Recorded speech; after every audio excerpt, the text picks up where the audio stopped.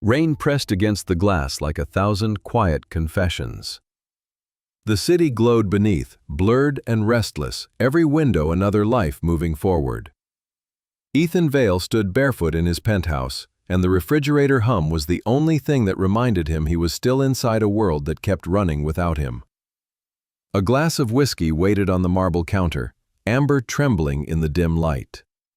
Next to it lay a stack of papers. The first line read, "Petition for dissolution of marriage." His signature already stained the bottom like a wound he'd signed into existence. From the next room came a sound that did not belong to this place of silence. A child's cry, thin and persistent, like the last string holding him to something real. Ethan didn't move at first.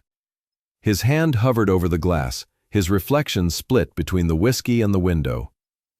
He whispered, almost to the city, almost to himself. I wanted freedom, not fatherhood. It was a thought he had repeated so many times that it had become a prayer. He had spent years building the kind of empire men wrote about in magazines, Vale Enterprises, a name that looked like marble carved in headlines. He told himself it was a purpose. He said himself ambition was a virtue, but his purpose began to devour his peace somewhere along the way. And now, even his success felt like another cage. Lena had seen it coming before he did, the quiet dinners, the missed birthdays, the soft resentment that grew in the corners of her eyes. She stopped asking when he would come home. She stopped waiting for apologies that never arrived. And when Noah was born, her silence turned to distance. A distance Ethan mistook for relief. He thought being needed would make him feel alive. Instead, it made him feel trapped. The late nights, the crying, the responsibility that had no end. The sound of a child's need was louder than any boardroom applause. He told himself he wasn't made for this. Tonight, he was proving it. He walked toward the nursery, barefoot against the cold floor. The air smelled faintly of milk and lavender. Noah's small body twisted in the crib, cheeks flushed with sleep and tears. The sight hit Ethan in a place words couldn't reach. His hand rested on the crib rail, unsure whether to comfort or to confess. The boy quieted when Ethan whispered his name. There was a moment, a heartbeat, where everything inside him wanted to stay. But then the weight of the papers pulled at him from the other room, like a destiny already signed. Ethan leaned down and pressed his lips against his son's forehead. The skin was warm, soft, and impossibly fragile. He stayed that way for a minute too long, because leaving quickly would have made it easier. His reflection caught him again when he stood in the darkened glass, a man in a suit without a soul. He moved through the apartment methodically, the way he closed deals. One last look at the framed photos on the console. Lena laughing by the sea, Noah held against her shoulder, the sunlight folding around them. He turned the frame face down. The elevator chimed.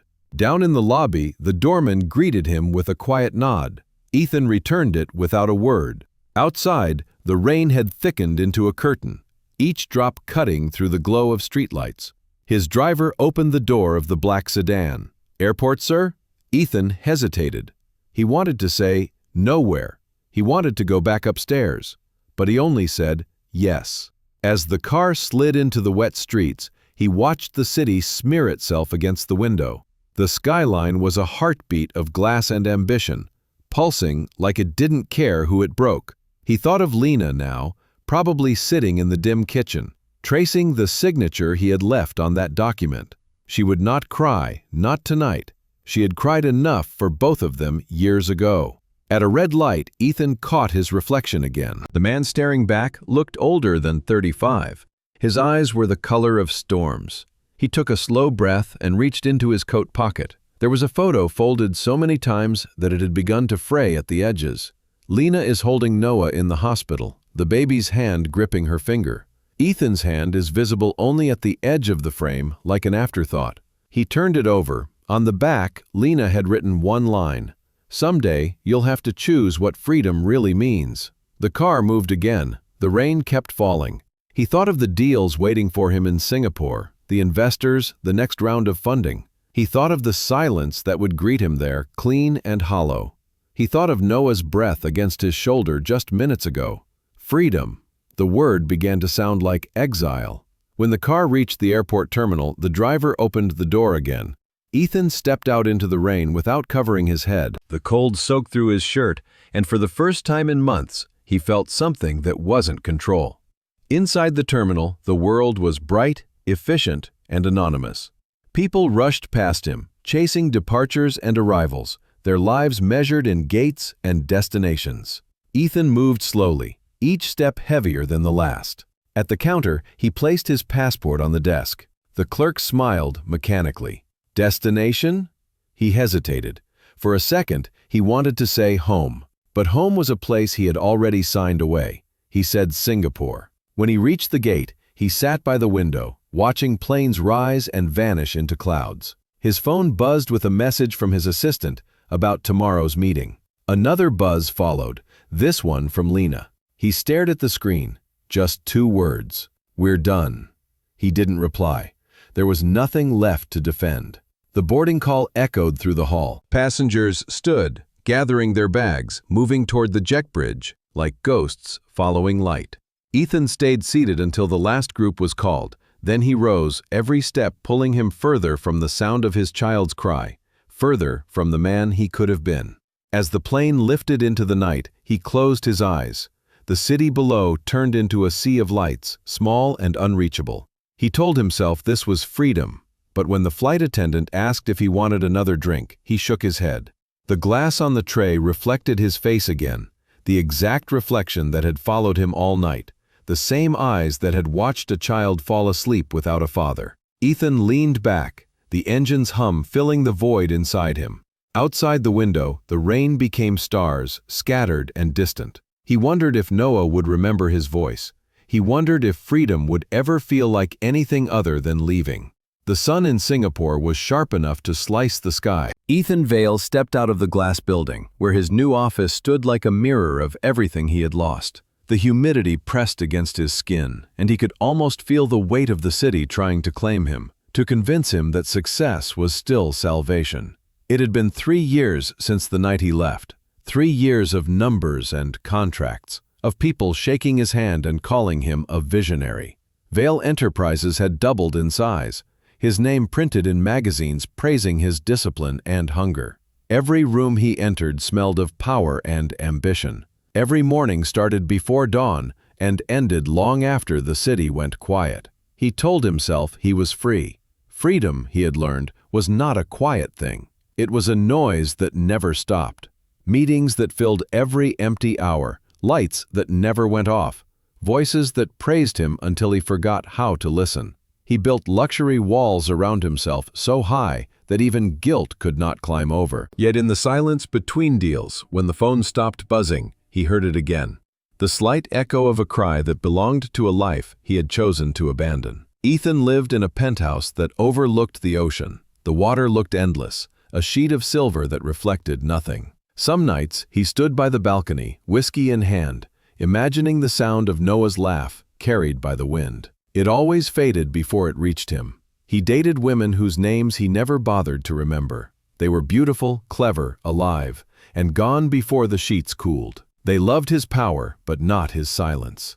When they asked about his family, he said he had none. The lie came easily, practiced like a pitch. Once, at a gala in Marina Bay, he heard a song that Lena used to hum when she cooked. It came from the string quartet at the corner of the ballroom. He froze, wine glass in hand, while people around him talked about markets and mergers. He saw her face reflected in the glass momentarily, not as she was when he left, but as she might have been now, older, calmer, beyond him. He excused himself, went to the terrace, and stayed there until the night ended. The next morning, he arrived at the office before anyone else. The air smelled of coffee and cold air conditioning. His desk was covered with folders, contracts, and the quiet worship of order. Yet his eyes caught something out of place, a small toy car, silver with a red stripe. He stared at it for a long time. It wasn't his. Someone must have left it by mistake, perhaps the cleaner's child. But his chest tightened in a way that made him sit down. He turned the toy over and saw a small crack near the wheel. He thought of Noah's small hands holding something like this, rolling it along the edge of a table. He put the toy in the drawer and closed it softly, like burying a memory. That night, he drove through the city with no destination. The neon lights flashed against his windshield, each color another version of himself reflected and distorted. He ended up by the harbor, where the ships waited like shadows. The air smelled of salt and gasoline. He sat on a bench, watching the ships move out to sea. Around him people laughed, couples walked hand in hand, and children chased bubbles that burst into nothing. He envied their noise, their ability to fill the night with meaning. His phone buzzed, a message from his assistant. "The investors are waiting for your confirmation on the Singapore expansion." He typed back one word, approved. Then he turned the phone off. The sky began to rain without warning. Warm tropical drops soaked his shirt in seconds. He didn't move. He let it fall. Let it hide the heat from his eyes. Freedom had never felt heavier. When he returned home, the city lights followed him through the window. The penthouse smelled like rain and empty promises. He walked to his study, opened the drawer, and took out the toy car. The red stripe glimmered under the lamp. He found himself whispering a name he had not said aloud in years. Noah. The sound broke something open. For the first time, he allowed himself to remember the weight of his son in his arms. The small heartbeat against his chest, the scent of milk and sleep. He remembered the way Lena's voice softened when she said goodnight to the baby, the way she once looked at him as if he were more than the sum of his mistakes. He sat there for a long time, the toy car resting in his palm, the city alive outside but meaningless. When the clock struck midnight, he opened his laptop, typed Lena's name into the search bar, and stopped. He didn't know what he was looking for: news, a photo, proof that she was still somewhere in the world. His hands trembled over the keys. He closed the laptop before he could find out. The next morning, his assistant found him asleep at the desk, his head resting on his arm, in the toy car beside his laptop. She said nothing, just placed a file in front of him. Ethan woke, rubbed his eyes, and returned to work as if nothing had happened. The world around him demanded motion, and he was still a man who knew how to move. Weeks passed, deals closed, the company grew, but the nights grew longer, darker, filled with silence that stretched like an ocean.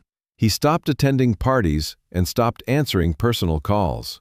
His name was still powerful, but he felt like a ghost haunting his success inside the empire he had built. One evening, the power went out in his penthouse during a thunderstorm. The sudden darkness felt almost merciful. He lit a single candle, the flame flickering against the window. The rain outside looked endless. He opened the drawer again. The toy car was still there. He held it close to the candlelight, watching the reflection of fire in the red stripe. Then, without thinking, he placed it on the table and pushed it forward gently. The tiny wheels rolled until they stopped at the edge. He imagined Noah's small laughter following the motion. Ethan whispered into the dark for the first time in years, not to the city or the ghosts of ambition, but to himself. "I traded everything for this." His voice cracked. "Freedom costs too much." The candle burned lower, the wax melting into the wood. He sat there until dawn, until the city outside began to wake again, until the sound of life returned to the streets below. When the lights finally came back on, Ethan was still sitting at the table, eyes open, the toy car in front of him like an accusation and a prayer. Outside, the rain had stopped. The sky was pale and clean, pretending the night had never happened. But Ethan knew better. Some choices never fade. They wait in silence until you remember what you left behind. The email arrived on a Wednesday morning. Ethan almost deleted it without reading, assuming it was another request for a meeting, another invitation to a conference he would never attend. But the sender's name stopped him. Lena Vale. He had not seen that name on a screen in over 3 years. His breath caught before he even clicked. The message was short. "Noah asks about you sometimes. He thinks you're an astronaut." That was all. No greeting, no question, no closing. Just those 2 sentences that somehow carried the weight of everything he had tried to bury. Ethan leaned back in his chair. The hum of the air conditioner filled the room. Outside, the city stretched in heat and glare, glass towers rising into the sky like monuments to everything hollow. He stared at the words again. Astronaut. A man who leaves the earth behind, who floats far enough away to forget gravity. Maybe it was the most accurate thing his son could believe. He typed a reply and deleted it before finishing the first line. What could he say that didn't sound like guilt wrapped in apology? He closed the laptop and stood. The meeting schedule on his desk blinked from the tablet. He ignored it and walked to the window. Below him, cars moved in perfect rhythm, people rushing to places that mattered to them. He wondered if they ever stopped long enough to notice the echo of what they had lost. He pressed his forehead to the glass and whispered his son's name aloud for the first time in months. Noah. The word felt foreign in his mouth, like a language he had forgotten how to speak. Later that night, when the city had quieted, Ethan poured himself a drink and opened a drawer that had remained untouched since the day he moved in. Inside were pieces of another life. A watch Lena had given him on their 5th anniversary, a photo of her holding Noah, and a hospital bracelet with his son's name printed in faded ink. He picked up the bracelet, the smooth plastic from years of being hidden. He closed his eyes. He was back in that hospital room for a moment, the air thick with disinfectant and wonder. Lena's hand on his, Noah's first cry filling the space. He had smiled then, genuinely, before everything started unraveling. He remembered promising her that he would always be there. He laughed softly, a sound too bitter to be real. The next day, he went to work early. The building was empty except for the cleaning crew. He walked through the corridors, lights flickering on as he passed. His reflection followed him across every glass wall, a ghost dressed perfectly. In his office, he found himself searching for distractions. He opened emails, reviewed reports, approved budgets, anything to drown out the silence in his chest. But the sentence from Lena's email kept returning, whispering between the lines. He thinks you're an astronaut. He pictured Noah sitting on the floor, building rockets from cardboard, telling his mother that one day he would find his father among the stars. The image tore through him. He wanted to laugh and cry at the same time. That evening, Ethan walked instead of driving home. The streets smelled of rain and gasoline. He passed a toy shop he had never noticed before. Inside the window, a small rocket model stood among glowing planets. Without thinking, he went inside. The shopkeeper, an older man with silver hair, looked up from behind the counter. "Looking for a gift, sir?" Ethan hesitated. His voice came out rough, something like that. He picked up the rocket. It was simple, red and white, the kind of toy a child would imagine could fly. He turned it in his hand, tracing the painted edges. "Is it for your son?" the older man asked. Ethan looked at him, caught between honesty and shame. He nodded. "How old is he?" 7, Ethan said quietly. "Perfect age for dreams," the man smiled. Ethan paid for the toy and walked out into the evening. The rain had started again, soft and steady. He carried the rocket carefully, as if it were fragile. He did not know what he was going to do with it. He just knew he couldn't leave it behind. When he reached home, he placed it on his desk beside the toy car he still kept. The two stood there like ghosts of a life that might have been. He sat across from them and began to write. He did not start with "Dear Noah" or "I'm sorry." He began with a story. A man thought he needed to leave the world to find himself. He built rockets from dreams and flew so far that he forgot how to come home. But one night, he looked back and saw that the stars were only reflections of the lights he had left behind. He stopped writing, stared at the words. They sounded childish, but they were true. He closed the notebook and slid it into a drawer. Maybe Noah could read it, maybe not. But the act of writing felt like breathing again. Days passed. Work resumed its rhythm, but something inside Ethan had shifted. He noticed details he had ignored for years: the laughter of employees at lunch, the sound of rain against the glass, the way the sky turned orange before evening. Life had color again, even if it hurt to look at it. One morning, his assistant handed him a printed invitation. Charity Gala, it read, benefiting children's hospitals. His name was listed among the sponsors. He barely glanced at such things anymore, but something about the word children made him pause. He decided to attend. The night of the gala, the ballroom shimmered with gold and light. People moved like choreography, smiles polished and rehearsed. Ethan arrived late, dressed in black, invisible among the powerful. He spoke little, drank less, and let the noise blur into the background. Then he heard a laugh, a familiar sound, distant but unmistakable. He turned. Across the room, near the silent auction table, stood Lena. She looked different, her hair shorter, her expression sharper, her eyes steadier. Time had carved grace into her, not distance. For a moment, he forgot to breathe. She was speaking to someone, a man Ethan didn't recognize. Their body language was comfortable, effortless. He watched her gesture as she talked, like she used to when explaining something to him over dinner. She turned slightly and saw him. The world went still. Neither moved. In the space between them, 3 years of silence gathered like fog.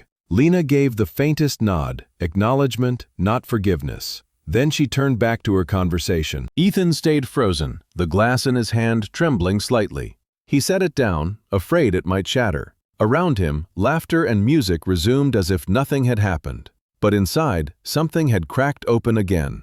When he left the ballroom, the night was calm and bright. He walked to his car, sat behind the wheel, and didn't start the engine. Instead, he looked up. The sky above the city was dim, but a few stars still managed to break through the haze. He thought of Noah again, somewhere under the same sky, maybe still believing his father was up among those lights. For the first time, Ethan wished it were true. He started the car, but he didn't drive home. He kept moving through the sleeping city, the echo of a child's imagination following him through the dark. Ethan woke before dawn, the memory of the gala still alive in his mind. He could see her face each time he closed his eyes. Lena. Her name felt like a wound that had learned to breathe again. He lay in bed, the ceiling pale with early light, wondering if it had been real or just a trick of exhaustion.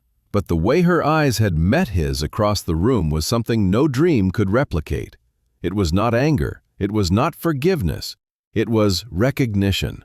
Raw and distant, like two ghosts realizing they once shared a life. He got up and made coffee, which he did not drink. The apartment was too clean, too silent. Outside, the city was still waking, its heartbeat slow and steady. He stood by the window, watching the first commuters begin their day. Somewhere among them, she existed. The thought both comforted and destroyed him. The next few days passed in a blur of meetings and empty conversations. He spoke about numbers, investments, and future growth, but his mind wandered back to the ballroom, to the soft sound of her laugh. He wondered who the man beside her was, a friend, a colleague, or something closer. The thought twisted inside him until he forced himself to stop caring, or at least to pretend he did not. On Friday evening, he went to the park. It was not planned. He had left the office late, and instead of driving home, he told the driver to stop near the old botanical garden. The air smelled of wet grass and distant rain. He walked along the path, hands in his pockets, the sound of children echoing from the playground. It had been years since he had allowed himself near such sounds. He sat on a bench beneath a tree and closed his eyes. The voices of the children carried across the wind, laughter, shouts, the rhythm of innocence unbroken. He let it wash over him momentarily, pretending he was someone else, a man without history, just another stranger in the park. Then he heard it, a voice, high, clear, and familiar in a way that froze his breath. "Dad, look at me." He opened his eyes. Across the playground, a small boy ran toward the swings, followed by a woman in a white dress. She turned, sunlight catching in her hair, and Ethan's heart stilled. Lena. She looked almost exactly as she had in the ballroom, but softer here, without the armor of elegance. And the boy? Noah. Ethan knew without needing to ask. He was taller than in the photographs he had once hidden away, his hair the same dark brown, his laughter bright and whole. Beside them stood a man Ethan had not seen before, broad shoulders, steady presence, calm confidence that did not need to announce itself. The man lifted Noah easily, spinning him around. The boy screamed with joy. Ethan watched, unmoving. The scene unfolded like a painting meant for someone else. He could not look away. The man placed Noah back on the ground, ruffled his hair, and said something that made both Lena and the boy laugh. Ethan's chest tightened. He realized his hands were gripping the edge of the bench so hard his knuckles had gone white. He forced himself to breathe. He could have walked away, he should have, but he stayed, as if rooted to the ground by invisible chains. Every part of him screamed to turn around, to vanish before they noticed, yet his eyes betrayed him. They wanted to memorize everything. Noah's cheeks dimpled when he smiled. Lena's hand brushed a strand of hair behind her ear, and sunlight turned their world golden while his stayed gray. After a while, Lena sat on the grass while Noah and the man played with a soccer ball. Her gaze drifted, scanning the park, and for a second their eyes met. Time stopped. Her expression did not change. She did not call out or look away. She looked at him, steady and unreadable. Then she turned back to her son. Ethan stood, heart pounding. He felt exposed, as if the world had caught him stealing a moment that did not belong to him. He turned and began walking toward the exit, every step heavier than the last. Behind him, he heard Noah's laughter again, pure and unbroken. He stopped once, looked back, and saw the boy running into the man's arms. The image burned itself into his memory. That night, he could not sleep. He lay in bed replaying every detail, every second, the way Lena's eyes had looked through him. The man's hand rested easily on her shoulder, the way Noah had laughed without hesitation, without missing him. He poured himself a drink and stood by the window. The city was glowing, indifferent, filled with lives that didn't ache like his. He wondered what Lena told Noah when he asked about his father now. Did she still call him the astronaut? Or had she stopped mentioning him altogether? He imagined Noah growing up without ever knowing the sound of his voice, without knowing that his father thought of him every night when the city went silent. He thought of the man in the park, the way Noah had looked at him, full of trust. "Maybe he doesn't need me anymore," Ethan whispered. The words felt heavier than the truth. He stayed by the window until dawn. When the sun rose, it filled the room with pale gold light. He looked at his reflection in the glass and barely recognized the man staring back. The expensive suit, the watch, the empty eyes. He touched the glass with his fingertips, tracing the faint reflection as if trying to touch another version of himself. The next day, he went to work but couldn't focus. Every spreadsheet blurred into noise. Every voice sounded far away. His assistant asked if he was all right, and he nodded, the lie automatic. At lunch, he left the office and drove without direction. He ended up in the same park, parking far from where he had parked the day before. He strolled, scanning the playground. They were not there. The emptiness hit harder than he expected. He sat on the same bench and pulled out his phone. His finger hovered over Lena's contact, a number he had not used since the night he left. It was still saved, buried beneath years of denial. He thought about calling, about hearing her voice, even if only for a moment. But what would he say? "I saw you. I'm sorry. I still exist." He put the phone away. The afternoon wind carried the scent of flowers from the garden nearby. Children's voices filled the air again, bright and unfamiliar, not Noah's but others. Ethan closed his eyes. The sound was almost enough to fill the emptiness, but not quite. When he finally stood to leave, the sky was beginning to fade. He strolled as if movement could erase the ache. He looked back at the park's edge, half hoping to see them appear again, but the swings were empty, the grass untouched. He whispered his son's name once more before walking away. Noah. It was a prayer this time, not a memory. As he returned to his car, the city lights flickered on one by one. Somewhere beyond the skyline, another life continued, one he had given up, one that no longer needed him. He started the engine, the reflection of the park shrinking in his rearview mirror.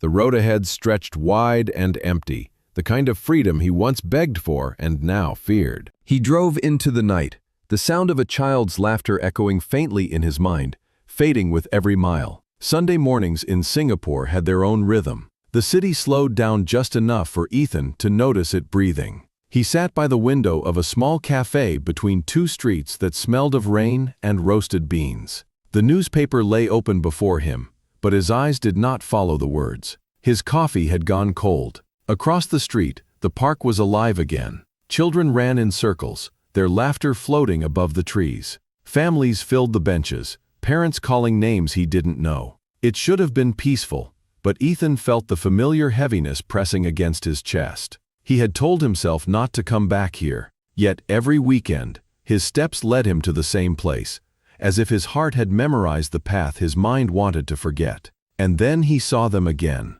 Lena was in a blue dress that brushed her knees as she walked. Noah chased a ball ahead of her, his hair catching the sunlight like strands of gold. And beside them, the man from before, the one whose name Ethan still didn't know. They looked like photographs brought to life. The man carried a paper bag, laughing as Noah ran back toward him. Lena's face turned toward the boy, and for a moment, Ethan saw that same softness that had once belonged to him.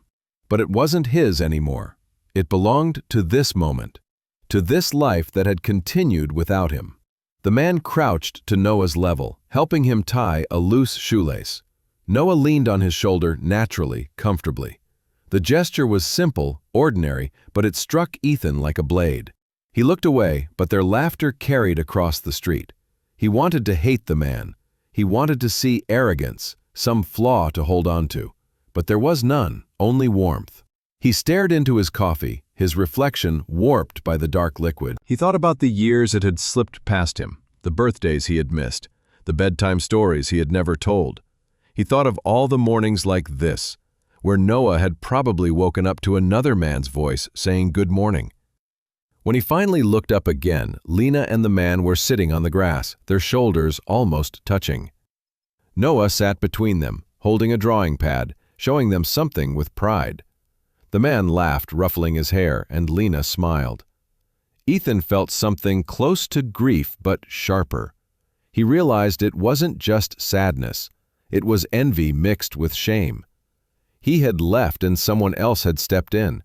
Someone had done the work he ran from. Someone had become what he should have been. He paid for his coffee and stepped outside. The air was heavy with humidity, which carried the scent of flowers and the promise of rain. He crossed the street without thinking, drawn closer like a moth to the flame that would burn him. He stopped at the park's edge, half hidden behind a row of trees. Noah kicked the ball again, his laughter cutting through the city's noise. Ethan took a step forward, then froze as the man called out, "Careful, Noah, don't run too far." The boy turned back and waved. "Got it, Dad." The word hit Ethan harder than he expected. Dad. It wasn't meant for him. He stood there, breath shallow, his heart pounding against his ribs. The ground felt unstable beneath his feet. He had wanted freedom. He had told himself it was what he needed. But in that single word he understood what freedom had truly cost. He turned to leave, but a voice stopped him. "Ethan?" He turned. Lena stood a few feet away with a faint look of surprise. The man and Noah were still on the grass, unaware. He opened his mouth, but words refused to come. She walked closer, her steps careful. He noticed the lines near her eyes, the subtle exhaustion softened by peace. "You shouldn't be here," she said quietly. "I know," he answered. His voice was rough. "I didn't mean to." She crossed her arms. "To what? Watch us?" He looked down. "I just wanted to see him." Lena sighed, glancing toward Noah. "He's happy, Ethan. He's safe." "I can see that." For a moment, neither of them spoke. The city moved around them, oblivious. "You've built your life, Ethan. So have we. You don't need to keep looking back." He nodded slowly. "Does he know?" She hesitated. "He knows you're his father, but he doesn't remember you." The words were soft, but they tore through him. She looked at him then, her voice lowering. "You left before he could know what a father was." "I know." Lena studied him for a moment, something unreadable in her eyes. Then she said, "He doesn't need to lose stability because you feel guilty." He looked up sharply. "You think this is about guilt, isn't it?" He had no answer. Lena's expression softened slightly, not with forgiveness, but with understanding. "You made your choice, Ethan. It's too late to unmake it." He nodded again, barely able to breathe. He wanted to tell her he hadn't come to take anything away. He wanted to tell her he had spent years trying to fill the void with success and silence, and it had all led him here to this park, watching the life he had abandoned. But he said nothing. Noah's laughter pulled their attention back. He had fallen in the grass, and the man was helping him. Lena's face relaxed at the sight, the same instinctive tenderness Ethan remembered long ago. She turned back to him. "You should go." He looked at her one last time. "Does he ever ask?" "Sometimes," she said. "When he sees rockets in movies, he still thinks you're somewhere out there." Ethan's throat tightened. "Maybe I am." Lena gave a small, sad smile. "That's the best place for you to stay." She turned and walked back toward her family. Ethan stood there, watching as Noah ran into her arms. The man joined them, and together they looked like something whole. Ethan finally turned away. His reflection followed him in every car window, every shop front. A stranger in his own city. He walked for hours without direction. The rain came, sudden and heavy, soaking his shirt, clinging to his skin. He didn't care. The water blurred the world, softened the edges of what he had just seen. The silence greeted him like an old companion when he reached his apartment. He dropped his keys on the counter, sat on the floor, and buried his face in his hands. The sound that came out of him was not quite a cry, not quite a laugh, something raw that had no name. He stayed there until the rain stopped and the world outside began moving again. Then he stood, walked to his desk, and opened the drawer. The toy car was still there, waiting. He placed it beside the small rocket he had bought weeks ago. He looked at them for a long time, two small pieces of a life that wasn't his anymore.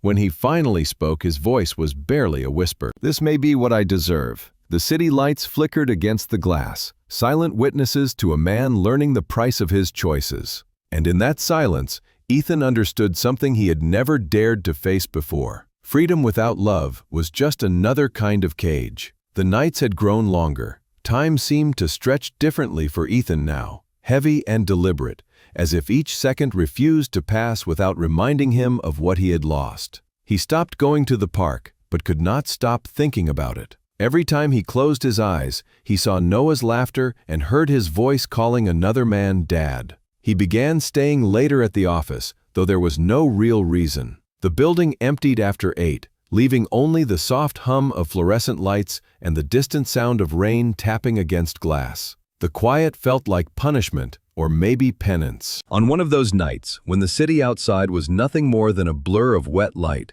Ethan opened his desk drawer and took out a blank sheet of paper. He stared at it for a long time before writing the first word, Noah. He paused, unsure what came next. Everything he wanted to say felt too small for the distance that had grown between them. He began writing anyway. "I don't know what kind of man you'll become, but I hope you find something worth staying for. I thought freedom would strengthen me, but it only made me hollow. You are the only thing I ever built that had meaning, and I left before I understood that." He stopped, his pen trembling. He wanted to keep going, to fill the page with everything he could never say aloud, but the words felt like ghosts. He folded the paper carefully and placed it in an envelope. Then he wrote on the front, "For Noah, someday." He didn't send it. The next night, he wrote again. Another letter, then another and another. Each one started differently, but ended the same way, with silence. In one, he wrote about the first time Noah opened his eyes in the hospital, and how they had reflected the world without judgment. In another, he wrote about the sound of his laughter, which he had heard in the park. In another, he confessed how much he had wanted to hold him again. Soon, the drawer in his desk filled with letters, each folded neatly, each carrying a part of him he didn't know how to live with. He called it the "If You Ever Ask" box. Sometimes he imagined a future where Noah was grown, standing at his door, asking who he was and why he had left. Ethan wondered what he would say. He rehearsed the answers in his mind, though none ever felt enough. "I was scared. I thought success meant love. I thought distance could erase guilt. I thought wrong." He kept working, kept breathing, kept pretending, but the mask grew heavier every day.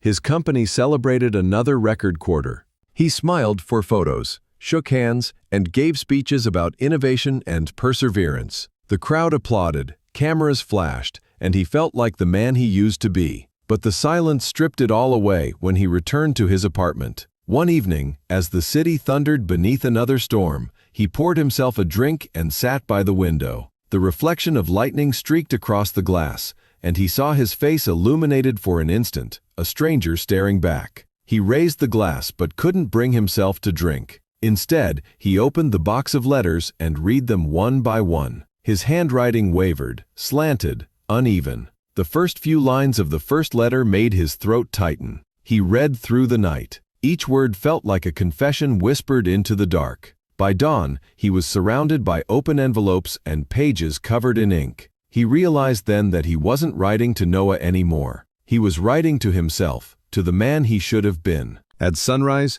he walked to his balcony. The rain had stopped, and the sky was pale, almost forgiving. He watched the city come alive again, cars gliding along wet streets, people hurrying to places that mattered to them. He thought of Lena and how she looked when she told him it was too late. He thought of the man who now stood beside her, who had taken his place without resentment, simply by showing up. Ethan felt envy, but also something close to gratitude. At least someone had been there. He picked up one of the letters and read it aloud, his voice barely above a whisper. "If you ever ask why I left, tell yourself I didn't know how to stay, but know that I never stopped wanting to." The words hung in the air, fragile and trembling. He folded the letter again, slower this time, almost reverently, and placed it back in the box. Later that day, he called his assistant and took the week off. No explanation, no plans. He needed to disappear for a while. He drove along the coast until the city vanished behind him. The road curved beside the ocean, waves rising and breaking against the rocks. The sky shifted between gray and gold, the kind of light that looked like both ending and beginning. He stopped at a small motel by the water. The room was plain, a single bed, a desk, a window facing the sea. It was enough. He unpacked nothing. At night, he walked along the shoreline, the wind cold against his skin. He let the water touch his shoes, then his ankles, the salt stinging against raw edges he didn't know he had. He thought about writing another letter. Instead, he whispered the words into the waves. "I'm still here." He repeated it, louder this time. The ocean didn't answer, but the wind carried his voice farther than any letter ever could. When he returned to the room, he sat at the desk and opened a blank page. The pen hesitated above it. This time he didn't start with Noah's name. He wrote, "There was a man who thought silence could hide his shame. He built his life out of noise and gold, but he heard the sound of what he'd left behind every night. One day he stopped running. One day he began to listen. He stopped there, unsure whether to continue. He folded the paper, added it to the others, and closed the box. When he left the next morning, he carried the box with him. He placed it in the trunk of his car, then drove back toward the city. The skyline appeared slowly, tall and relentless against the sky. He didn't know what he would do with the letters. Maybe he would keep them forever. Perhaps he would send them one day when he was brave enough. Or they were never meant to be sent at all. He placed the box in his apartment on a shelf near the window. The light from the afternoon sun touched its edges. For once, he didn't look away. That night, he slept without dreams. In the quiet, the world finally stopped spinning long enough for him to feel the stillness he had been running from. And somewhere, far across the city, a boy looked up at the night sky and asked his mother if astronauts ever come home. The phone rang just after midnight. Ethan almost ignored it. Calls at that hour usually meant business emergencies, investors panicking over markets he no longer cared about. Half asleep, he reached for it with one hand, ready to silence it. Then he saw the name on the screen. Lena. He sat up instantly. For a second, he thought he was dreaming. Her name glowed against the dark, sharp and real.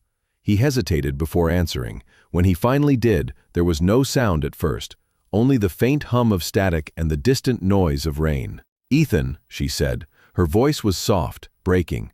He hadn't heard her voice in years, and time had changed. There was a weight in it now, a quiet exhaustion that pulled him fully awake. "Lena, what is it?" She took a breath that sounded like it hurt. "There's been an accident." His body went cold. "What do you mean?" "It's Noah," she whispered. The words trembled as they came out. "A car ran a red light. He's with me. We're at St. Clair's Hospital." Ethan was already standing before she finished. "I'm coming." He didn't even realize he was barefoot until the elevator doors closed. Rain lashed against the streets as he drove. the city lights stretching into broken ribbons through the windshield. Every second between stoplights felt unbearable. His chest tightened until it was hard to breathe. He tried not to imagine the worst, but his mind betrayed him, flashing images of Noah's small hands, his laughter in the park, the way he had called another man dad. None of that mattered now. The only thought that existed was his son's name. When he reached the hospital, the glass doors slid open with a hiss. The air inside smelled of antiseptic and fear. He moved through the corridors as if pulled by something beyond himself. At the reception desk, he spoke too quickly. Noah Vale, 7 years old. Where is he? The nurse glanced at the computer, her voice calm but practiced. He's in emergency care on the second floor. You can wait in the family lounge. He didn't wait. He pushed through the hallway until he found the door marked pediatric emergency. A doctor intercepted him. Sir, you can't go in yet. I'm his father, Ethan said. The words sounded strange, unfamiliar on his tongue. The doctor hesitated, studying him. Then he nodded toward the waiting area. She's in there. Ethan turned. Lena sat in a corner, her hair damp, her clothes stained with rain and something darker. Her hands were clasped together, trembling. When she looked up and saw him, she didn't seem surprised. He walked over slowly, unsure of what to say. How is he? They're still checking, she said, her voice hoarse. He hit his head. They think it's a mild concussion, but they're keeping him for observation. Ethan sank into the chair beside her. Relief and terror fought inside him. Is he awake? He was. He keeps asking for you. He stared at her, unable to speak. For me? Lena nodded. I told him you'd come. He wanted to ask why, after all this time, she had trusted him to come at all, but he couldn't. Minutes passed like hours. Nurses moved in and out. The hallway lights buzzed faintly. Then a doctor approached them. You can see him now, he said. Only one at a time, please. Lena looked at Ethan. Go. He followed the doctor into the small room. The machines hummed quietly, their soft beeping steady and alive. Noah lay on the bed, his head wrapped in a bandage, his small body dwarfed by white sheets. Ethan stood frozen at the door. The boy opened his eyes slowly. His voice was weak but clear. Are you the astronaut? The question hit Ethan like a punch. He walked closer, his throat closing around every word he wanted to say. I guess I am, he whispered. Noah blinked at him, confused, curious. Mom said you'd come if I were really hurt. Ethan knelt beside the bed. I'll always come. For a moment, silence filled the room. Then Noah smiled faintly. The kind of smile that forgave everything without understanding what it was forgiving. Ethan reached out, his hand hovering over the boy's. May I? Noah nodded. Their fingers met. The warmth of his son's skin was enough to undo him. He had spent years imagining this moment, but none of his rehearsed apologies mattered. I'm sorry, Ethan said, his voice cracking. I should have been here before now. Noah's eyes fluttered, already heavy with sleep. It's okay, he murmured. You came. Ethan bowed his head, unable to stop the tears that slipped down his face. He stayed there long after Noah fell asleep, holding his hand, listening to the steady rhythm of the monitor. When Lena came in later, Ethan didn't move. She stood quietly for a moment, watching them. He's going to be fine, the doctor said, she whispered. Ethan nodded. Lena's eyes softened. You can stay tonight if you want. He looked at her, uncertain. She smiled faintly, a tired, fragile thing. He'd like that. Ethan stayed. He pulled the chair closer to the bed and sat beside his son all night, afraid that if he looked away the moment would disappear. The hospital lights dimmed to half brightness, casting everything in pale blue. Noah slept peacefully, his small hands still resting in Ethan's. Outside, the rain eased. The world seemed to hold its breath. Ethan thought about all the nights he had traded for meetings, all the mornings he had spent chasing something that had never filled him. Sitting there, listening to his son breathe, he realized that no amount of success could equal this, the quiet certainty of presence. Sometime after midnight, Noah stirred and whispered something Ethan could barely hear. Don't go back to space yet. Ethan smiled through his tears. Not yet, he said. Lena returned just before dawn. She carried 2 cups of coffee, one of them for him. She handed it to him without a word, then sat on the other side of the bed. For the first time in years, they existed in the same silence without pain. When the first light touched the window, Noah opened his eyes again. Ethan was still there, still holding his hand. The boy looked at him sleepily and said, "You're real." Ethan laughed softly, his voice breaking. "Yeah, I am." Lena looked at him then, and for a brief second, something unspoken passed between them. Not forgiveness, not reconciliation, but acknowledgement. A bridge rebuilt, fragile but real. When the doctor came in and said Noah could go home in a day or two, Ethan nodded, but he didn't move. He just stayed beside the bed, unwilling to let go. Outside, the rain began again, soft and steady, washing the city clean. And for the first time in years, Ethan didn't feel like a ghost in his own life. He felt human again. He felt at home. The hospital room was quiet, except for the soft rhythm of Noah's breathing.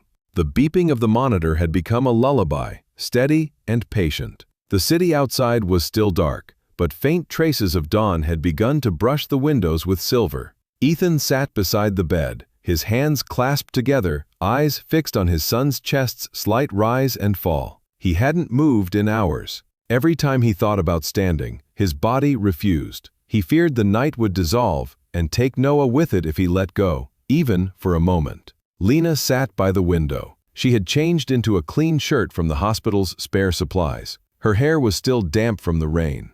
The exhaustion on her face made her look younger, as if the years between them had folded in on themselves. She looked at him quietly, her voice barely above a whisper. "You haven't slept." Ethan shook his head. "You should try," she said. "He's stable now." "I can't," he replied. His voice was rough from hours of silence. Lena studied him for a long moment, her expression unreadable. "You really came," she said finally. He turned toward her. "You called." She nodded. "I didn't think you would." He looked down at Noah again. "I almost didn't." Then his voice broke, and he added softly, "But I couldn't not." Lena didn't respond. The space between them was full of all the things neither had said. Apologies, accusations, regret. The rain outside had stopped completely, replaced by the hush that always follows a storm. Ethan leaned closer to the bed. Noah's face was peaceful now, his bandaged forehead barely visible under the dim light. He reached out and brushed a stray lock of hair from the boy's forehead. His hand trembled as he did it. He had forgotten what it felt like to touch something so small and alive and know it was part of him. He whispered, "I missed everything, didn't I?" Noah didn't stir. Ethan smiled faintly. "You're probably dreaming about something better than this place. Maybe I didn't faint. I tripped." She smiled for the first time in what felt like forever. "You were as pale as a ghost. I was terrified." "I know," she said. "So was I." Their eyes met, and the years between them vanished for a moment. They were just two people sitting in a hospital room again, waiting for the world to begin. "I thought we'd figure it out," Ethan said. "We could have," she replied quietly, "if you'd stayed." He nodded. "I know." Silence stretched between them again, gentle but heavy.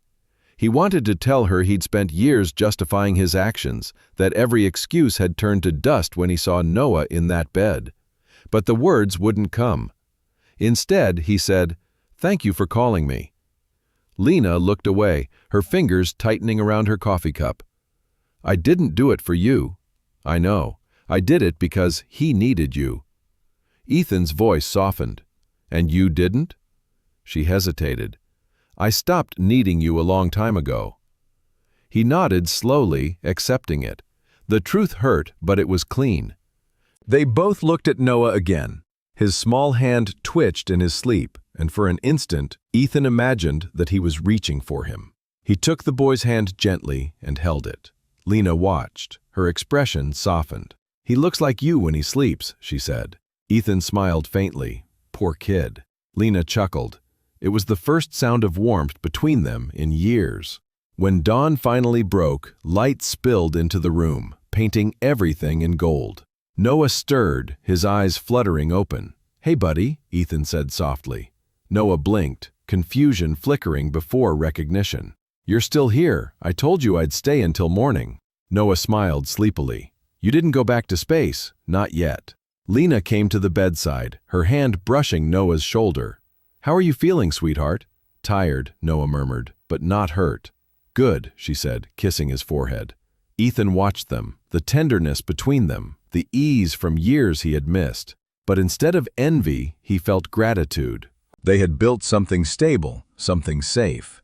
He stood and stretched. "I'll let you both rest." Noah's hand tightened around his. "Stay," he whispered. Ethan froze. His eyes met Lena's. She gave a slight nod. He sat back down. "I'm not going anywhere." Noah's eyes closed again, his breathing steady.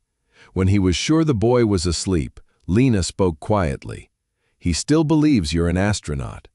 Ethan smiled faintly. "That could be better than the truth." "Maybe," she said, "but one day he'll ask for more than stories." "I'll be ready," Ethan said. "Will you?" He looked at her, the weight of his promise settling over him. "I don't know how, but I'll try." She nodded. "That's all I ever wanted." The morning light grew stronger. The world outside was already awake, cars moving, people starting their days. But inside the small room, time seemed to stand still. Ethan leaned back in his chair, exhaustion finally catching up to him. His eyes drifted closed, and he slept without guilt for the first time in years. When he woke, the room was full of sunlight. Lena was gone, probably to speak with the doctor. Noah was still asleep, his small hand resting in Ethan's. He looked at the boy and felt something he hadn't allowed himself to think in a long time. Peace. He whispered, barely audible over the hum of the machines. "I'm here now." The words felt fragile, uncertain, but actual. He didn't know what would happen next. He didn't know if there was forgiveness left for him to earn. But for the first time, he didn't need to know. The morning stretched before him, full of quiet possibility, and as the light warmed his face, Ethan understood that sometimes redemption didn't come in grand gestures or second chances. Sometimes it was as simple as staying until morning. The sky was impossibly clear the day Noah was discharged from the hospital. The storm that had soaked the city for days was gone, leaving everything washed and new. Ethan stood beside Lena at the entrance, waiting while the nurse reviewed discharge papers. Noah sat in a wheelchair he didn't need, swinging his legs impatiently, a bandage still wrapped around his head like a small crown. "Can we go home now?" he asked, his voice bright again, full of life. "Almost," Lena said, signing the last form. Ethan watched her hand move, steady and practiced. She had always been the organized one, remembering things he forgot. The way she spoke to the nurse, calm but grateful, made something ache inside him. She was the same and not the same, like a song he once knew by heart but could no longer hum. When they stepped outside, sunlight hit their faces. Noah squinted and laughed. "Everything smells new," he said. "That's because it just rained," Ethan replied. "The world gets another chance after rain." Lena gave him a quick look, unreadable but not cold. They walked together to the parking lot. The man Ethan had seen in the park, the one Noah had called Dad, was waiting beside a dark blue SUV. He looked up when he saw them. Relief crossed his face first, then hesitation as his eyes landed on Ethan. Lena introduced them quietly. "Ethan, this is Daniel."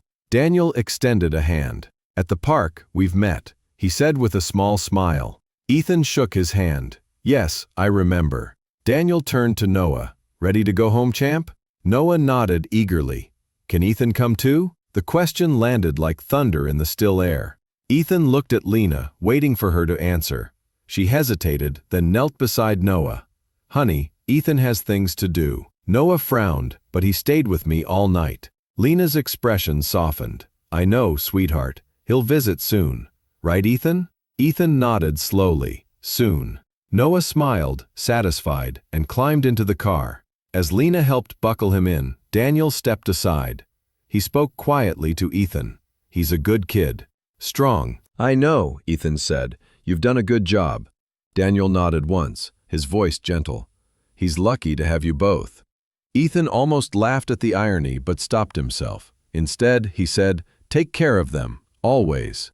When the car drove away, Ethan stood there for a long time, the echo of Noah's laughter fading down the street. He didn't move until the sound was gone completely. The next few days blurred into motion without meaning. He returned to work, but nothing felt the same.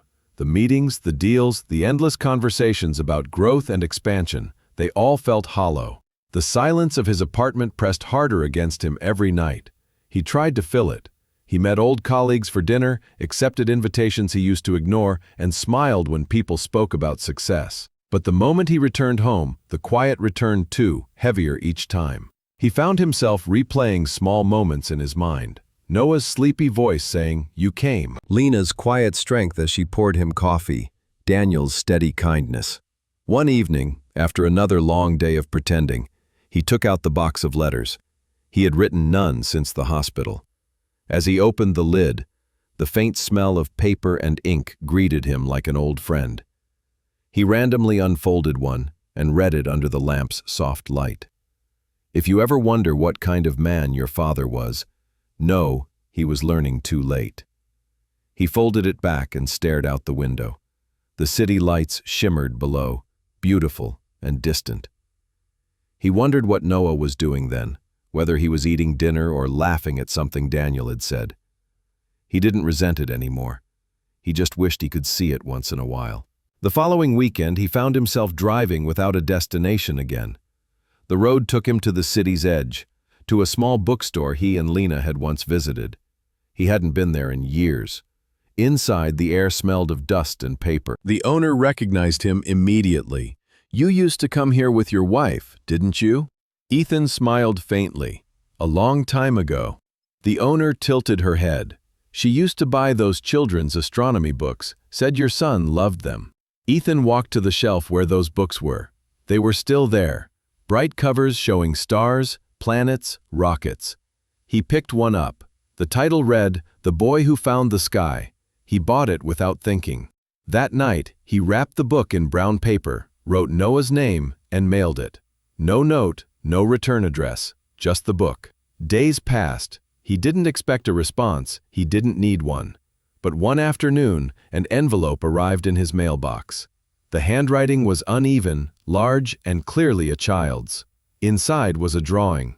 A rocket, a man in a helmet, a small boy holding his hand. At the top, written in blue crayon, were the words, "Thank you, astronaut."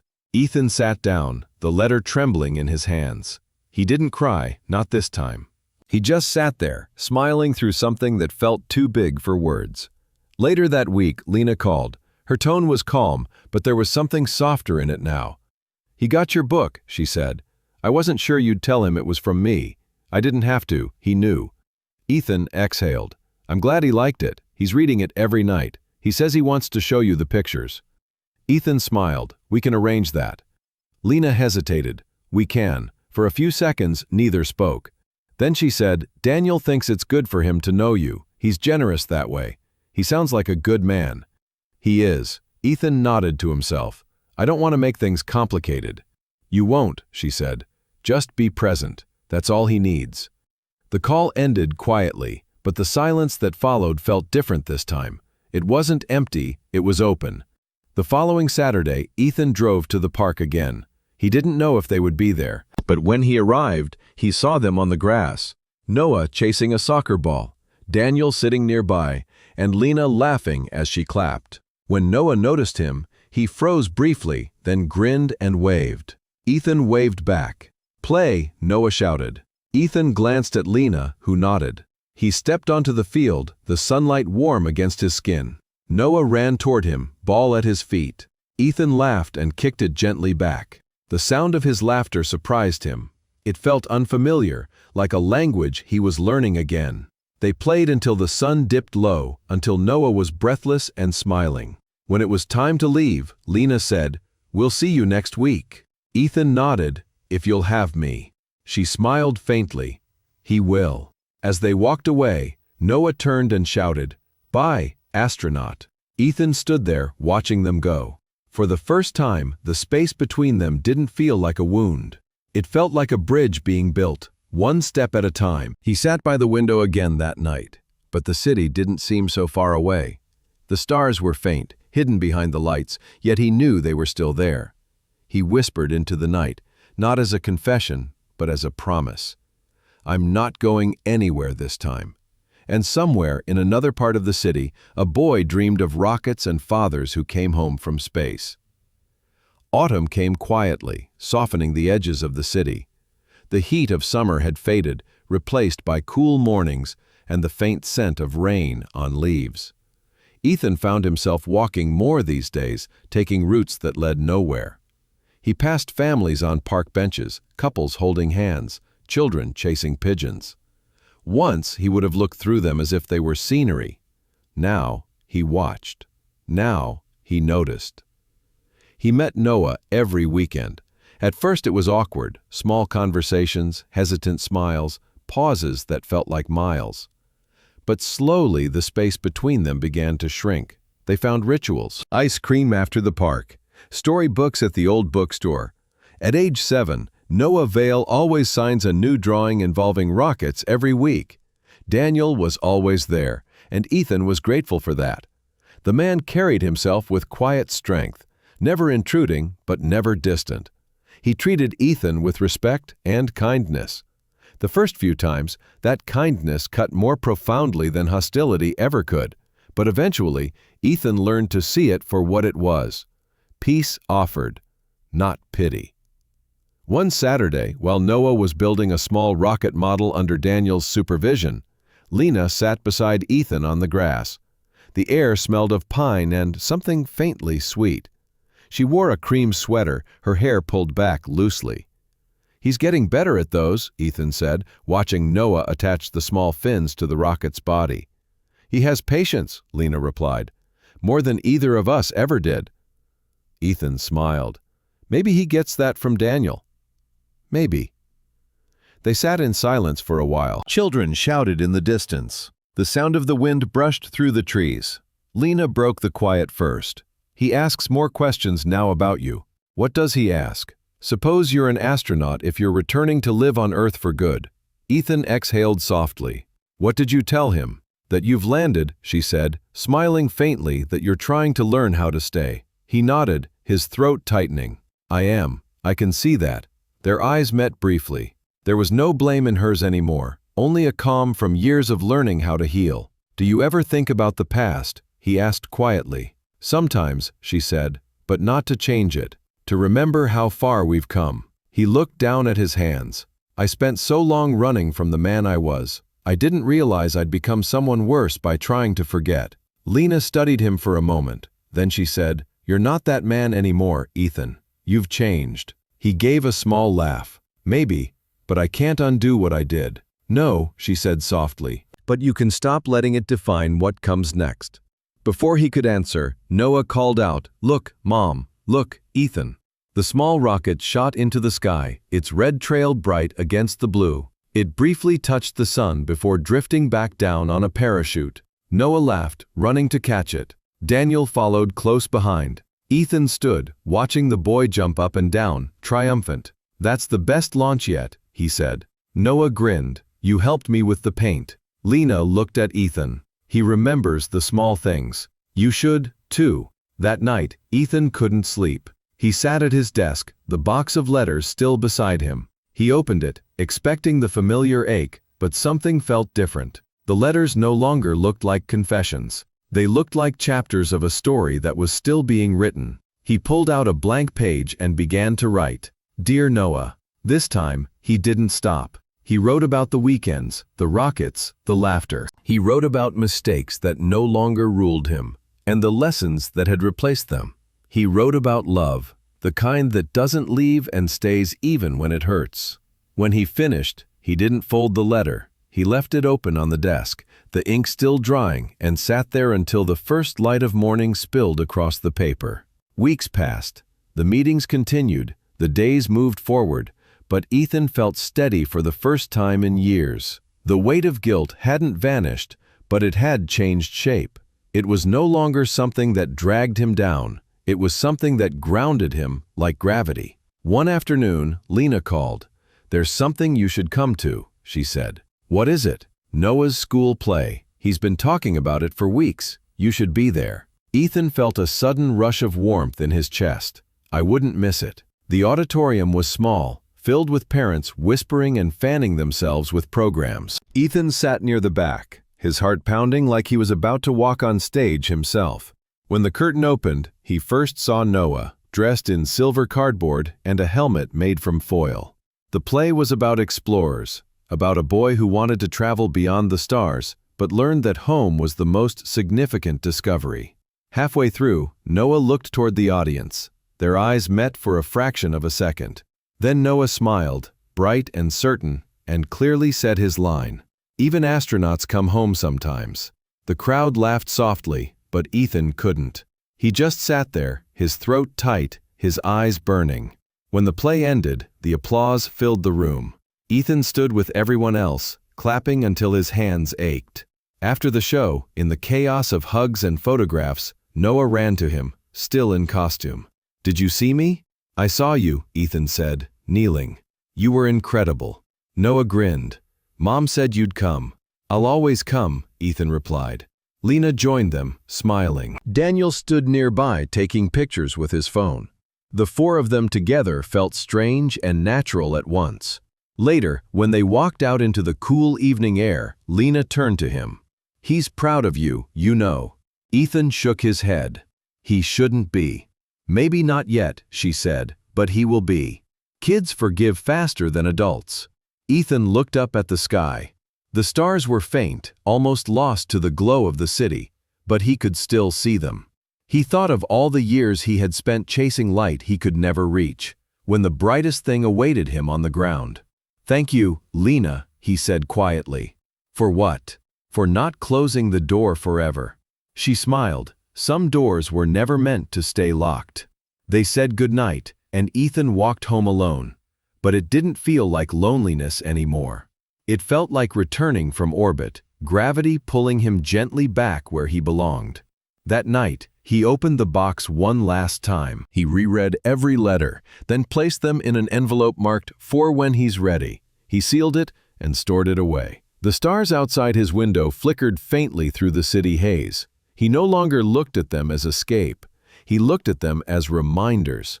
No matter how far, every orbit returns to where it began. And for the first time in his life, Ethan Vale understood that forgiveness was not about forgetting.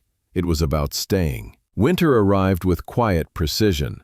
The city turned pale beneath soft fog, and the sound of wind against glass replaced the rhythm of summer rain. Ethan's mornings became slower, gentler.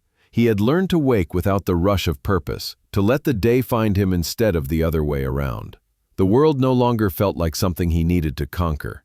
It was something he could finally inhabit. Every Saturday he still met Noah. The b-boy's curiosity seemed endless. He asked about stars, gravity, black holes, and whether astronauts ever got lonely in space.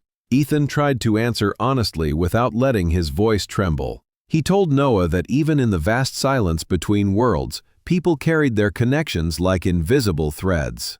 One morning, they met at a science museum. Daniel was already there, helping Noah assemble a miniature solar system in the children's exhibit. The sunlight streaming through the glass ceiling scattered across the model planets, turning everything gold. "You came," Noah said, his face lighting up. "I told you I would," Ethan replied. They spent the morning exploring exhibits, Noah leading the way with boundless energy.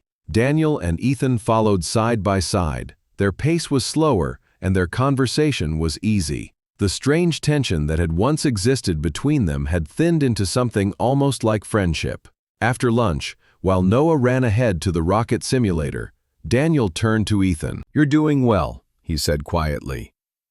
Ethan looked surprised. "At what?" "At showing up." Ethan smiled faintly. "It only took me 7 years." Daniel shook his head. "It took you as long as it needed to." There was no resentment in his voice, no pride, just understanding. Ethan realized that Daniel wasn't the man who had replaced him. He was the man who had helped keep what Ethan had abandoned alive. When the day ended, Noah hugged both of them. "Can we all go again next week?" Ethan glanced at Daniel, who nodded. "We'll make it happen," he said. The following week, snow fell for the first time in years. The city wasn't built for it. Traffic froze, streets turned white, and people slowed down long enough to notice how beautiful stillness could be. Ethan stood on his balcony, watching flakes gather on the railing. He thought of calling Lena, then hesitated. But before he could decide, his phone rang. It was her. "Are you seeing this?" she asked. "The snow?" "Yeah. It's rare here." "Noah's losing his mind," she said with a laugh. "He's trying to catch it with his hands." Ethan smiled. "Tell him it melts faster if you chase it." Lena laughed again, the sound soft and warm. For a moment, it felt like the world before everything broke. "Do you want to come by?" she asked suddenly. "Daniel's making cocoa." Ethan hesitated. "Are you sure?" "Your family, Ethan. You should be here." The word family hung in the air, heavy and bright. He whispered, "I'll be there soon." The drive was slow. The snow fell in silver sheets, and the world blurred into light and motion. When he arrived, Noah stood by the door, bundled in a coat too big for him. His face lit up. "You made it." Ethan crouched to wipe snow from the b-boy's shoulders. Wouldn't miss it for the world. Inside, the house was filled with warmth and the scent of cinnamon. Daniel handed him a mug. "I make terrible cocoa, but it's hot." Ethan took it, grateful. The walls were covered in framed photos. Noah at birthdays, on trips, in school uniforms. And there, among them, was a picture of all three of them from the park, the one Daniel had taken months ago. It startled him. Lena caught him looking. "Noah wanted you in it," she said. Ethan stared at the photo, the small hand on his shoulder frozen in time. He turned to her. "Thank you." Later, they sat by the fireplace. Noah curled between them, his eyes half closed from warmth and sugar. He held one of his drawing pads loosely, pages filled with sketches of rockets and planets. Ethan noticed something new on one page, a family drawn in crayon, 4 figures holding hands under a night sky. He touched the edge of the paper. "That's us?" Noah nodded sleepily. "It's everyone who stays." Lena's eyes glistened, and Ethan had to look away to keep from breaking. After Noah fell asleep, Daniel carried him upstairs. Ethan stood, unsure if he should leave, but Lena stopped him. "Stay a little longer." They sat in silence, the firelight flickering against the walls. The years of anger between them had burned out quietly, leaving only the ashes of understanding. "I never hated you," she said finally. Ethan's voice was low. "I hated myself enough for both of us." She looked at the fire. "I was angry, yes, but deep down, I always hoped you'd come back, not for me, but for him." Ethan swallowed hard. "I should have come sooner." "Maybe," she said, "but if you had, perhaps you wouldn't be this version of yourself, the one who stays." He didn't know how to answer. "Instead," he said softly, "you've built something good here." "We did," she corrected. "It's not perfect, but it's real." When Daniel came back downstairs, he didn't interrupt. He joined them by the fire, the three of them sharing the quiet in a way that didn't need words. Later, when Ethan finally stood to leave, Lena walked him to the door. The snow had stopped. The world outside was still and glowing. She said, "He'll remember this night." "I will too." She smiled faintly. "See you next week?" "Always." The drive home felt different. The city glowed in the reflection of snow, soft and forgiving. When he reached his apartment, he didn't go inside immediately. He stood on the balcony again, looking up. The clouds had cleared, revealing stars sharp and distant. He whispered, "You can come home now." The words weren't for himself anymore. They were for the version of him that had once been lost somewhere between ambition and fear, the man who thought love could wait. In the days that followed, Ethan began to write again. Not letters this time, but a story. He called it The Astronaut Who Came Back. It wasn't about space or science. It was about distance and return, gravity and forgiveness. And learning that the most challenging journey wasn't across galaxies, but back into the arms of those you had hurt. He wrote at night, the window open, the city alive beneath him. When he finished, he didn't send it to anyone. He just placed the manuscript beside the old box of letters, a quiet promise sealed in paper. One morning, he found a message from Lena. It was a photo of Noah at school, holding up a drawing for a class project. The drawing was of Earth, surrounded by stars. On the edge, a small rocket was flying home. Underneath it, in messy handwriting, were the words, "My dad came back." Ethan stared at the photo for a long time, unable to move. Then he smiled, slow and unsteady, as light began to fill the room. The city outside glittered like constellations brought to Earth, and for the first time in his life, he understood that gravity wasn't what held you down. It was what kept you connected. The boy who once thought his father lived among the stars now knew that even the brightest lights belonged somewhere. And Ethan Vale, once lost in his own orbit, had finally found his way home. Spring returned as if it had been waiting for them. The air grew soft again, the streets lined with jacaranda blooms that painted the city in shades of lavender and blue. The world seemed quieter now, or maybe Ethan had learned to listen. Each morning, he woke to light filtering through the curtains, and for the first time in years, the silence didn't hurt. It felt like belonging. He had begun teaching part-time at a local university, a course on leadership and innovation. It wasn't about profit or ambition anymore. It was about stories, about failure, responsibility, and the things success could never replace. His students admired him, but none knew how much his lectures were confessions disguised as lessons. The room always fell still when he told them the most significant distance a person could travel was from who they were to who they should have been. One Friday afternoon, Ethan found a small envelope in his mailbox after class. It was from Noah. The handwriting was neater now, the letters confident. Inside was a photo of the boy standing beside an absolute rocket at a space museum, his grin wide and fearless. Underneath it, a line was written in blue ink. "I told them my dad is an astronaut who came home." Ethan laughed softly, pressing the photo to his chest. He placed it beside his computer next to the framed picture from the snowy night, the one with all four of them together. That weekend, he met them at the park again. The sky was clear, the air filled with the smell of cut grass and the hum of life moving forward. Noah ran toward him, taller now, his steps surer. He carried a bright red kite shaped like a rocket against the sky. "Help me with this, Dad." Ethan took the string, his hands steady. The wind caught it perfectly, lifting the kite higher and higher until it was just a streak of color above them. Noah shouted in delight, "It's flying!" Ethan smiled. "Let it go a little higher." Lena and Daniel watched from a bench nearby, their faces calm, proud. They had built something balanced, something rare. They had no bitterness, only shared history, reshaped into understanding. Noah caught it with both hands when the kite finally drifted back down. He looked up at Ethan, eyes shining. "Can we build a real one someday?"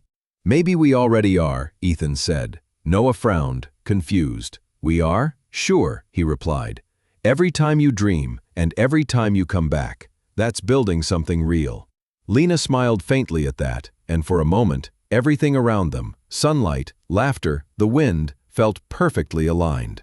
Later, they walked together to the cafe across from the park, the same one Ethan used to sit in alone years ago, the same window where he had once watched them from a distance. Now he was inside, part of the picture instead of the ghost looking through the glass. Noah sat beside him, sipping hot chocolate. "You still write stories, right?" "Sometimes," Ethan said. "Can you write one about us?" Ethan smiled. "I already did." "Can I read it?" "Someday." Lena watched them, her eyes warm. "You should publish it," she said. "The world doesn't need another book about regret." "Maybe not," she said, "but it could use one about coming back." They finished their drinks as the sky turned gold. When they stepped outside, the city was glowing. The air felt like forgiveness. As they said goodbye, Noah hugged him tightly. "See you next week, Dad." Ethan held him close, always. When they drove away, he stood momentarily on the sidewalk, watching the taillights disappear. He didn't feel the familiar ache this time. The goodbye wasn't a loss anymore, it was continuity. He had learned that love didn't vanish when people left the room. It stayed like the hum of a planet turning beneath your feet. That night, he sat by the window again, the city lights sprawling below like a field of stars. He opened his laptop and began to type, not the letters of apology he used to write, but something new. He wrote about a man who mistook distance for freedom and learned that real courage was found in return. He wrote about a woman who loved with boundaries but forgave without words. He wrote about a boy who believed his father lived among the stars and then discovered that the brightest ones were the people who stayed. He called it The Sound of Earth. The words came easily now, no longer pressed through guilt but guided by peace.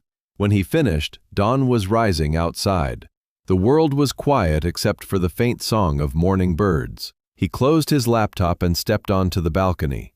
The air was cool, filled with the scent of rain that hadn't yet fallen. He looked up at the sky, soft and endless. Somewhere beyond it, rockets climbed into the unknown, chasing silence. But there was sound below the clouds. Cars starting, laughter, footsteps, life continuing. He realized that was what he had been searching for all along. Not escape, not flight, just the sound of Earth. A few months later, the story was published quietly in a small literary journal. He didn't expect anyone to read it, but one afternoon, Lena called. "Noah read your story," she said. "He wants to know if the astronaut is really you." Ethan smiled. "What did you tell him?" "I told him yes." There was a pause, then Lena added softly, "He's proud of you." The words landed like sunlight after rain. He didn't answer immediately, he just let the warmth fill the spaces that used to echo with regret. When he finally spoke, his voice was steady. "Tell him I'm proud of him too." Ethan sat by the window again as the city dimmed into twilight that evening. The book, the letters, the photographs formed a quiet constellation of his life. Not perfect, not symmetrical, but complete. He closed his eyes and listened. Somewhere a train passed in the distance. Somewhere else a child laughed. Somewhere far above a plane cut across the sky. All of it is part of the same song. He thought of Noah, Lena, Daniel, and the path that had led him back to them. He thought of how everything that once shattered had found a new shape. And in that moment he understood that redemption was not an ending. It was a rhythm, a heartbeat that carried on as long as you stayed close enough to hear it. The night deepened. The stars came out one by one, faint but certain. Ethan whispered a quiet thank you to the sky, the earth, and the gravity that had pulled him home. He stayed there until the first light of morning returned, washing the city in pale gold. The world was turning, slow and patient, and he was turning with it. When he finally spoke again, it wasn't to the stars this time. It was to the ground beneath his feet. "I'm here." The sound of earth answered him in silence, steady and alive.